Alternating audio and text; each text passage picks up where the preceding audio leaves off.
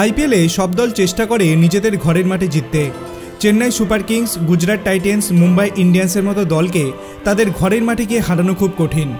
এখানেই বাকি সবার থেকে পিছিয়ে রয়্যাল চ্যালেঞ্জার্স বেঙ্গালুরু। আইপিএলে প্রথম ম্যাচে চেন্নাই সুপার কিংসের কাছে হেরেছে তারা। দ্বিতীয় ম্যাচে জয় ফিরতে মরিয়া বিরাট কোহলিরা, কিন্তু তাদের প্রধান চিন্তা ঘরের মাঠ নিয়েই। 2008 সাল থেকে 2023 সাল পর্যন্ত আইপিএলে আরসিবির ঘরের মাঠ চিন্নস্বামীতে খেলেছে 84টি ম্যাচ। তার মধ্যে 39টি ম্যাচ জিতেছে তারা, হেরেছে 40টি। 4টি ম্যাচের ফল হয়নি, অর্থাৎ ঘরের মাঠে বিরাটদের জয়ের পরিসংখ্যান 50%-এরও কম, যা আইপিএলে সব দলের মধ্যে সবথেকে খারাপ। সোমবার খেলতে নামার আগে সেই চিন্তা থাকবে কোহলিদের।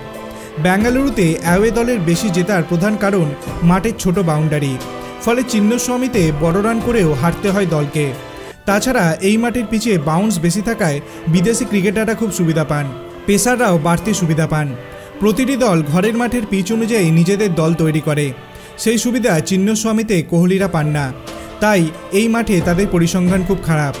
প্রথম ম্যাচে ফ্যাব ডুপ্লেসি, অনুজ রাওয়াত ও দীনেশ কার্তিক ছাড়া বেঙ্গালুরুর কোনো ব্যাটার রান পাননি।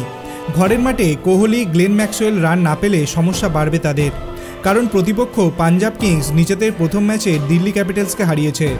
দলের ব্যাটাররা ফর্মে রয়েছেন, তাই বড় রান করতে না পারলে সমস্যায় পড়তে পারে বেঙ্গালুরু।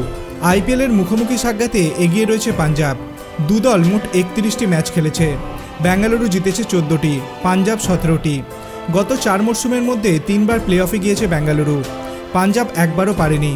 তারপরেও গত 4 মরশুমে 7 বারের সাক্ষাতে 5 বার জিতেছে পাঞ্জাব, বেঙ্গালুরু মাত্র 2 বার।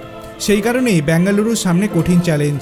বেঙ্গালুরু পাঞ্জাব ম্যাচ শুরু হবে সোমবার সন্ধ্যা 7:30 থেকে। টেলিভিশনে এই খেলা দেখা যাবে স্টার স্পোর্টস চ্যানেলে, তাছাড়া জিও সিনেমা অ্যাপেও দেখা যাবে খেলা। আপনি এই দুটো দলের মধ্যে কোন দলকে সাপোর্ট করেন? আপনার অভিমত আপনি কমেন্ট সেকশনে জানাতে পারেন। ভিডিওটি ভালো লাগলে লাইক করবেন, চ্যানেলটিকে সাবস্ক্রাইব করতে ভুলবেন না। ধন্যবাদ।